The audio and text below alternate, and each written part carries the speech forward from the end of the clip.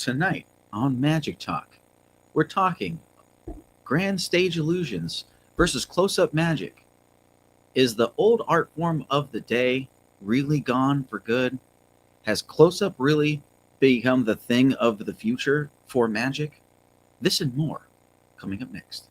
Rough Edge FM. Irritatingly irresistible internet radio at roughedgefm.com.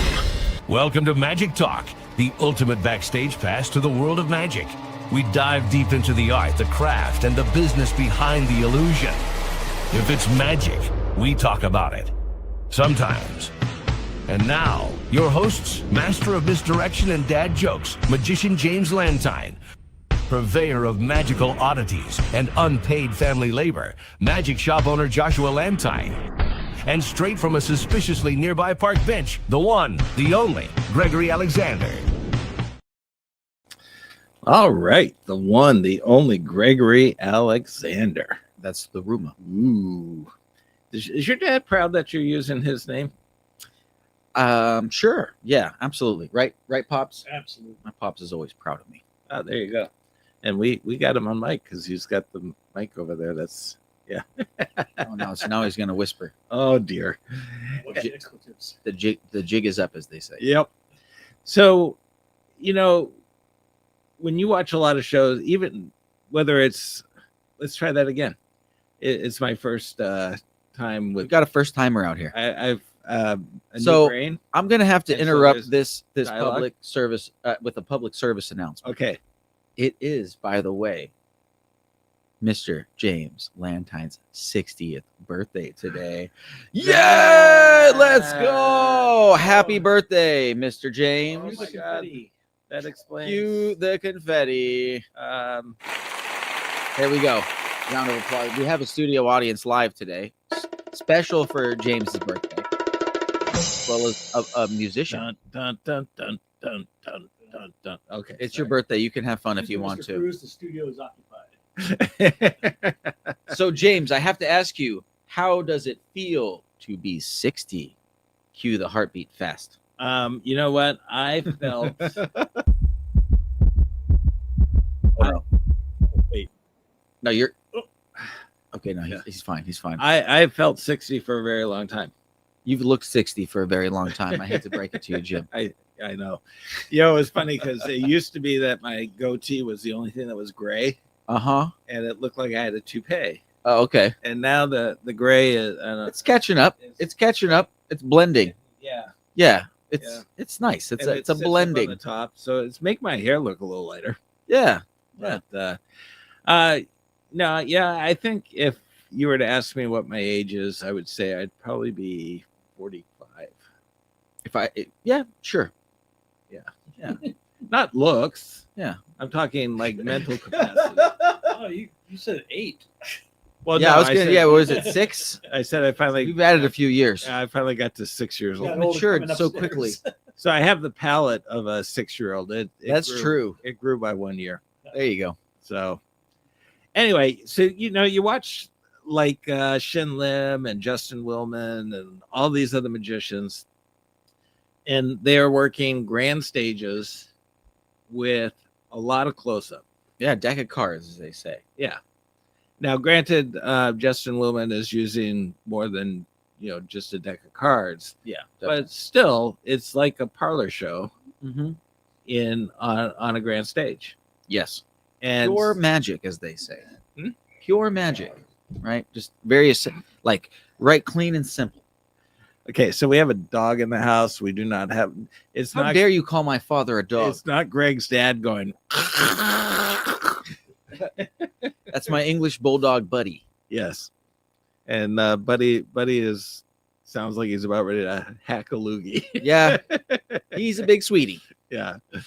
Anyway, so when I was growing up and getting into magic, illusions was like the thing. Mm-hmm. And so you had your close-up magicians, but they never really worked that much. Hmm. You had your parlor magicians; they worked a lot, and then you had your specialty magicians that were into illusions, and they didn't work a lot, but when they worked, it was a big show. Mm-hmm. And so I actually dabbled growing up as parlor and stage illusions. You have a So- nice collection of illusions. yeah. And so I've been doing it for, I would say, the better part of 35 years. And as time has evolved, those illusions come out less and less and less and less and less. Mm-hmm. And now they kind of sit in a warehouse and they get dusty. Mm-hmm. And every so often you got to go in and oil them and Mm-hmm. clean them. Mm-hmm. But you have taken a real interest in illusions. That's right. Why? Well, first and foremost, personally, when I really fell in love with magic, yes, it was a magic kid and starting to learn sleight of hand and things like this, but it was seeing Lance Burton in Las Vegas, magic show in Las Vegas. Totally sold me. And his level of storytelling with Grand Illusion, I fell in love with. And so that's always kind of where my heart has been. You know, if you were to give me a dream or something, if you will, a wish in magic, and to give me a successful career in any of those avenues, it would be in a big stage show. Not specifically just illusions, but they would definitely be in the show. It Mhm. would be a combination of some crowd work, Grand Illusion, some levels of skill, and that's the type of show that I'm gonna try to put together for the near future. Yeah, so that's really exciting. So have you watched? Did you grow up watching David Copperfield? Not so much. Okay. Yeah, like yes. And I've seen his show many times. I think total I've seen David Copperfield's show as many times as I've seen Lance's show. Now, when I've seen Copperfield's show, it's been a little different here or there, whereas Lance's show was the same show pretty much every single time I saw it. But also, Did your you see boy- Copperfield though in his beginning years when it was all storytelling? not so much his beginning year Okay. stuff. No, the first time I saw him was the Kodak Theater in Hollywood. Okay. Yeah, it was a good show. It was when he was his like finale was his portal illusion he was doing. Because in the beginning years, David Copperfield was total theatrics. Mm-hmm. Everything he, Oh, he still he is. did. Yeah, but I mean, it was everything he did told a story. I remember, seeing him once where there was a boy. It's been so long, but it involved like his dad. His son was trying to get his dad's attention, and the dad was too busy working, and so Copperfield was trying to help the little boy get his dad's attention by doing, these pretending like he's floating in air, but then the cloth falls off and you just see him holding the legs and then all of a sudden, the father vanishes and appears next to the son and whatever. But I mean, it was very detailed and the message was very clear. And so that's, to me, is what really made David Copperfield, because nobody else was doing that kind of level of storytelling. Mm-hmm. So it was literally like watching a short play for 5 or 10 minutes, or maybe even longer, 10 to 15 minutes of a story unfolding with magic happening to be in it. Mm-hmm. Mm-hmm. Almost as an emphasis for the story. Yeah. Yeah. And so it was very theatrical. And, I know Lance did a lot like with his traveling and the suitcase and the people coming in, And the Phantom kind of coming in and messing with the show and Yeah. has the sword fight at the end with him and everything like that. I Right. really loved. Right. So, so Copperfield, I think, was kind of the epitome of storytelling. And then Lance came along and captured some of it, but it was never to the depth that Copperfield did in the very beginning. Mm-hmm. And I was actually a little disappointed when the last time I went to go, or the first time that I went to go see his show, when he went away from that. And then it was just a magician up there doing magic. Mm-hmm. And to me, it was like, oh, that's sad, because that's what really drove me to him, was that style of performance. So, and when I started out, that's what I wanted to do. And I realized quickly that, yeah, that's not who I am. Well, and not only that, like, so one thing that I have to keep in mind, because Veronica is going to ideally go through this adventure with me. She's so far on board. We'll see if that continues. So I'm sure her enthusiasm will fade much sooner than mine as we start to build towards this project. So we'll see how that goes. But one thing right off the rip that I realize is, because like when I put together routines, I'm similar to you in the sense that I like to tell a story. It needs to be a reason for watching the magic. The magic is not the reason for watching what's going on necessarily. Right. And I only have certain illusions available to me, like you have made some illusions available to me, which is really awesome. And I can only afford certain other illusions. So I have a limited, variety to choose from, so to speak. So whatever I can get my hands on is going to be in the show. And a lot of them we'll just call them are going to be classic illusions. So my challenge is, how do I do these classic illusions and tell a story in a way that that fits me, that doesn't just look like the common typical way to do these things. Right. Ideally I start with one show, and let's just say best case scenario, a few years from now I can grow into an amazing, crazy show, and I can afford to buy whatever I want, and then I could really, then tell an ideal story in the way that I want to, and custom make illusions to fit that story and all that crazy stuff. But to get to that point, I have to take these very common, basic, classic, some of them very old looking, and have to refurbish them or vinyl wrap them or figure out some way to make it look different or look more modern and not cheesy in any way. Right. And tell some sort of a story that's that makes someone interested in watching some magic. The tip over trunk and the shadow box will never be cheesy. You better take it easy. Yeah, I got you. I understand. All right. Well, that tip over trunk is, to me, is just tread lightly. Beautiful. Tread lightly. Understood. Beautiful piece of furniture. No, it definitely is. Yeah. Oh no, I'm not even. I just mean for illusions. In general. Yeah, no. Because most people, a few of my illusions need some desperate help. I mean, especially a magician. I mean, almost any magician sees an illusion like, yeah, okay, whatever.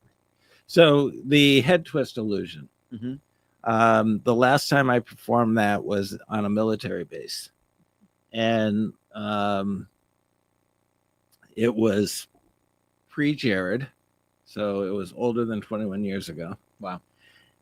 And what we did was we had this 50s kind of routine. So Julie was dressed in, she would have been 30 something.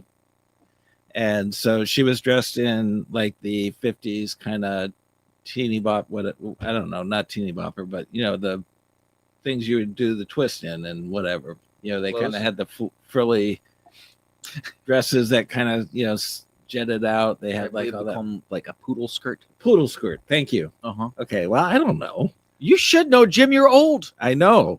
Anyway, I told you I was 6. I'm just kidding. So she came out and she was doing the twist. And so I came out and I wanted to impress this girl.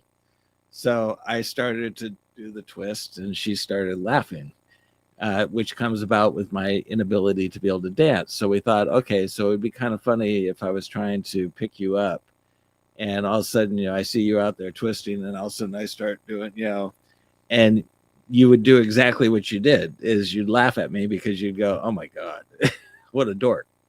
So I couldn't get her attention no matter how much I tried. So I step into the twist, the head twist, which for my head twist, it's a full body. You see the full body, your head goes, you have a box that lowers on top of your head. It's a full upright apparatus. So you're standing, the head box comes down, you start twisting it, you raise it up, your neck is twisted. You can still see the full body, bring it back down, untwist. So what I ended up doing was trying to get her attention, couldn't get it. So I stepped into that. And then I started doing the twist on it. And then I raised it up and then she stopped and she looked.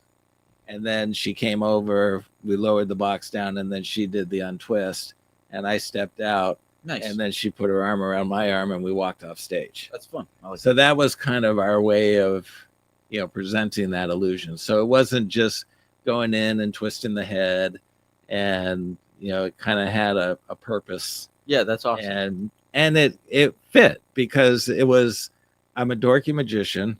I That's can't true. I can't dance to save my life, and I wanted to get her attention. So how did I get her attention? I did some magic, got her attention, and she finally came with me, which is how I met her in real life. That's great. Not doing the head twist, but it's general process. She twisted your head later. Yeah, she did. So that's kind of the concept that we took was because I agree. You can get up and do a zigzag where you take your assistant, you put her inside the box, you cut her, you push out the middle, you spin the box around, you push the middle back, you take out the blades, ta-da! Yeah. And Exactly. and so And the other thing is, I'm like, at most illusions, if there's no premise, and let's be real, and no ridiculous dancing. All right, look, I understand illusions are expensive. All right, you spent $2, $3, $5, $10,000 for an illusion. Okay, that doesn't mean it needs to sit on stage while you dance ridiculously for an unknown amount of time for you then to finally get into the illusion and do it in 1 minute.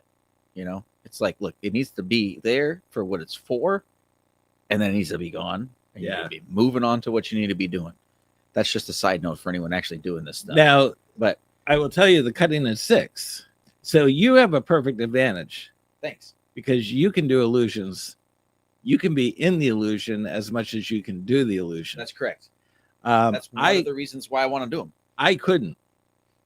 And so one of the things that I always wanted to do with the cutting in 6 is, you have this kind of debate where it's like, okay, the box comes out and then you go to put your assistant in there and she's like, I'm not going in there. Mm-hmm. It's like, come on, we got to do the trick. I am not going in there. And so you have this little bit of a fight about going in. You go in there. And so then you could go in, which I wasn't able to, do the whole cutting in 6, come out and your clothes is all torn and tattered and and all just That's fun. Be like, yeah, it disheveled. worked. I told you it worked. Yeah. So, you could do some fun things like that because of your size. So, because you're a scrawny little beanpole. Thanks, Jim. I'll cry later. I want to be a scrawny little beanpole. I used to be a scrawny little beanpole. Scrawny. I'll take that as a compliment. My problem is I'm that I'm trying to get 6 feet. scrawny. Yeah. Well, let's not even go there.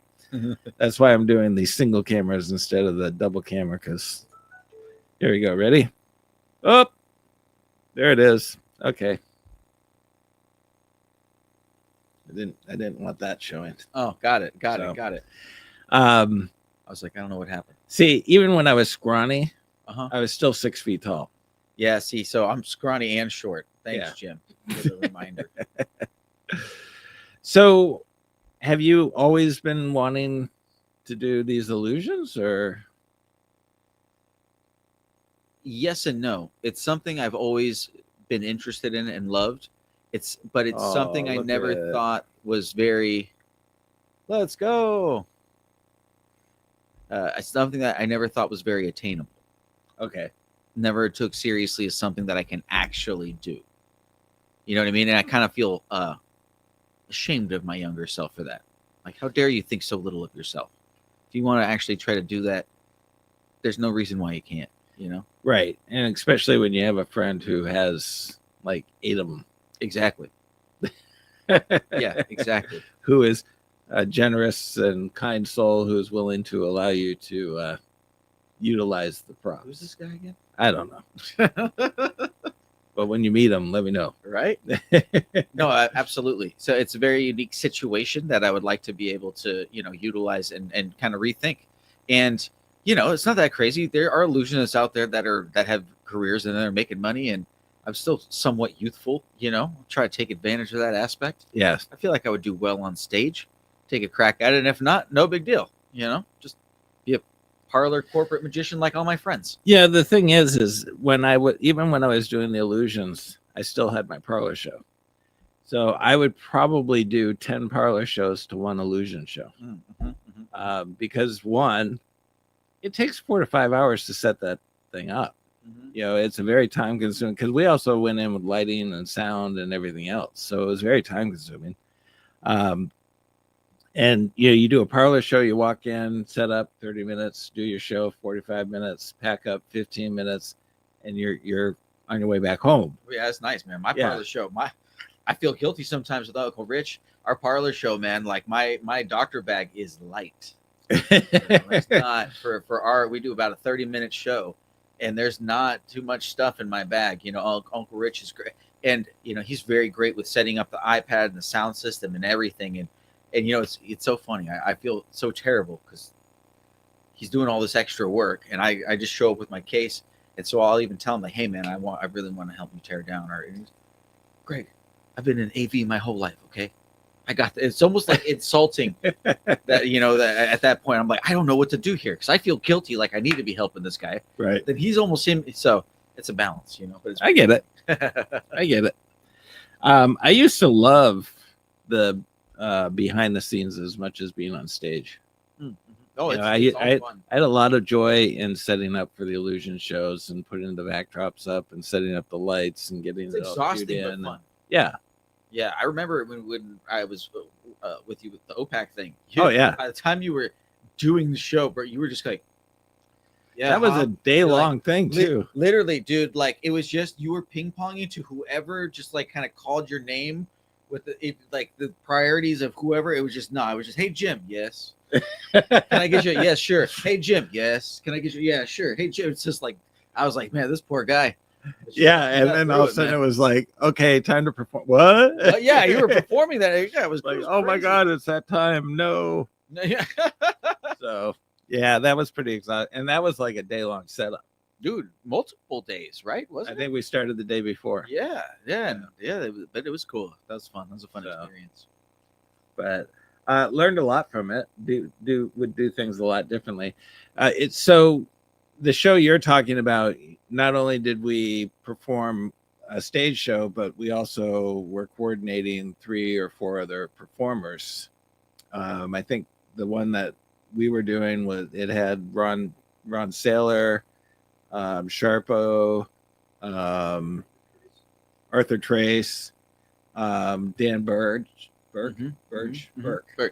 Birch. Birch. Yeah, Dan Birch, with his Bird Act, and so coordinating everything with them, getting them to where they needed to be comfortable. It was kind of like I was the stage manager, making sure that they had everything they needed and were ready to go, and kind of neglected my own stage managing. Mm-hmm. So I would definitely Do one or the other. yeah, Do one or the other. yeah.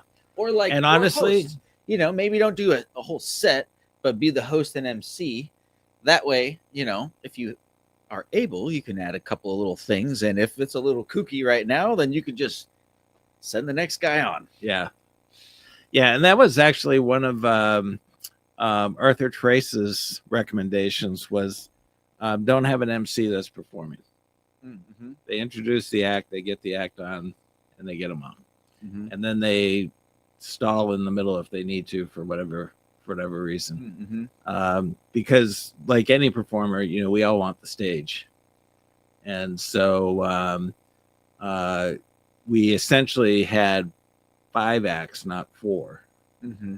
And so he's like, get a comedian, which I mean, Sharpo is very capable of just being a comedian.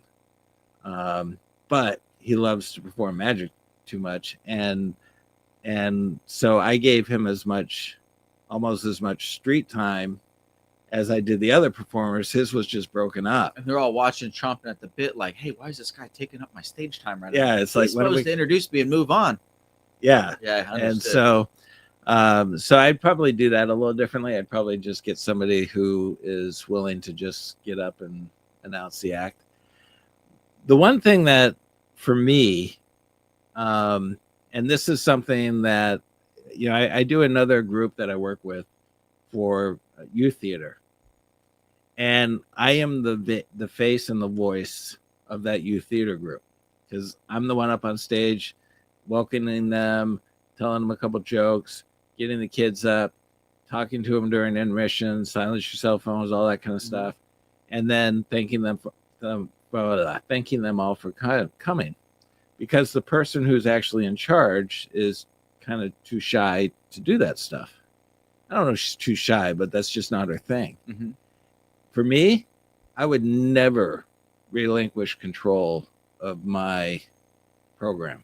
Mm-hmm. It's like, now if somebody's going to get up, you have a real problem with that, Jim. yeah, if somebody, I know, but it's like, I'm not going to have somebody else become the face of what I created. Mm-hmm. Understood. Yeah, of course. And so I'm pretty adamant about that if I'm going to put all this work and effort and everything, that I'm not just going to be the guy behind the scenes that nobody knows about. And everybody's like, oh my gosh, great job, great job, great job, great job. And nobody knows who Jim is because he's out in the back and, never showed his face and never made it known. Mm-hmm. For me, it's like, no, I think it's important if you're putting on the program, and if it's something that you've poured your heart and soul into, that you take credit or acknowledgement for the fact that this is your program. Mm-hmm. So I would have a really hard time just being the guy up at the mic saying, okay, next act, this person, next act, that person. If I did it, they would definitely know that it was coordinated by me. Yeah, So, got it. And some of that might be an insecurity. But So there's just a thing. Like when you're like the star player versus being like the coach. right. You know what I mean? And in those situations, I feel like you're more like the star coach, the head coach. And you're orchestrating all these star players in such a way that where their highlighted talents are. Right. And you're putting together this situation, and really all that work. Yes, it's being done behind the scenes because Well, the coach isn't behind the scenes, though. no, but you're not either when you are hosting. Yeah. Right? And you talk about yourself in a good regard as well as the other people. And you say, it's been such a pleasure to gather all these people together for you. Right. It's been a lot of hard work, and I'm so excited to be able to present you all with some of the greatest talents. Do you see what I mean? And so you're framing it. And so you're not just the guy behind the scenes at that point. You're not necessarily having to do magic either, because the magic that you've just done is providing this amazing show for the entire community. Right. So I guess the other, your wand is much bigger than theirs, Jim. I guess the flip side of that too is Are you blushing? that I organize a lot of these for the purpose of being able to perform. Ah, that's different, Jim. So it's, for now example, you're like, well, I don't want them taking up my stage time. yeah, I mean, it's kind of like, okay, so I put the party on so that I could be in the party. So I didn't throw the party so that everybody else could have a great time at the party, and I'm just watching. I threw the party because it's like an actor friend of mine.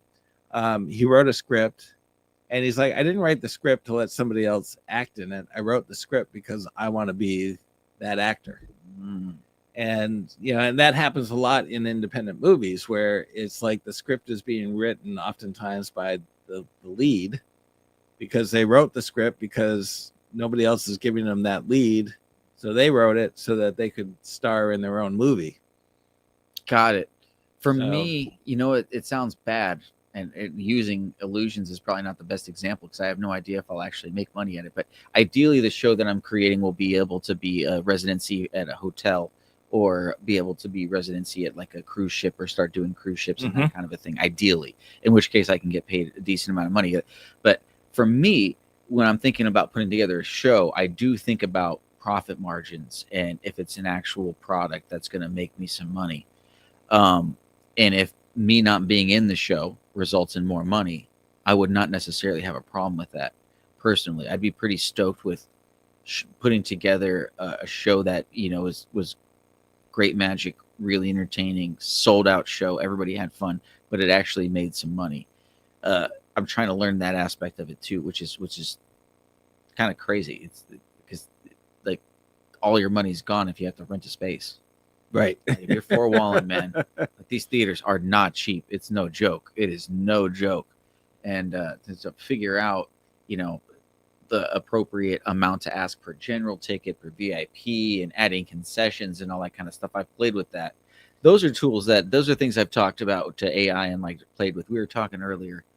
For those that don't know, me and Jim were discussing how to use AI, whether it should be used more like a tool for you to develop your own stuff, or whether it should be used as more of a direct thing to create things. And for me, that's where I kind of come into play. When I have ideas for things like putting together a show or whatever, I'll start using AI to ask questions about, average costs of things based off of information and whatnot.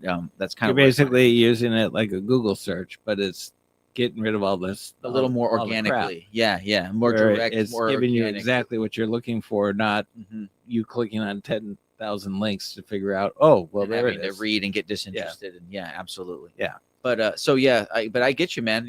Stage time is nice. Well, and That's what the castle's for. Get out there, Jim. Go to the cellar, do some magic. well, I've been trying to, but lately it's been so busy here. I can't take a whole week to go perform at the castle. and- this is Josh's magic shop, Jim. You don't need to It's worry not, about it's not that. just that. I'm It's just like kidding. my commitments for filming the city, and I got all You're a these busy things man. that happen during the week. I know. And now we have the residency at the Glen Tavern, and so it's it's You're tough busy. it's tough to get away. I get you, man. I get you. But that's a good thing. But Blessed with busyness is a good thing, man. by the way, I do have notes on a book that I was thinking about writing, and it was called For Walling. Another book. I started jotting down some of my notes from the things that I've learned from renting large theaters and doing a 4-wall. Oh, okay. And what I was going to also do is interview other people like Ron Saylor and Raven, and those guys who are also doing a form of 4-walling, and get their experience and what they've learned in the process of doing things, and write a book on it. Nice. So, That's awesome. but I changed my mind. Okay. So. Maybe next time. Who knows? Maybe next month you'll want to do it again. Yeah.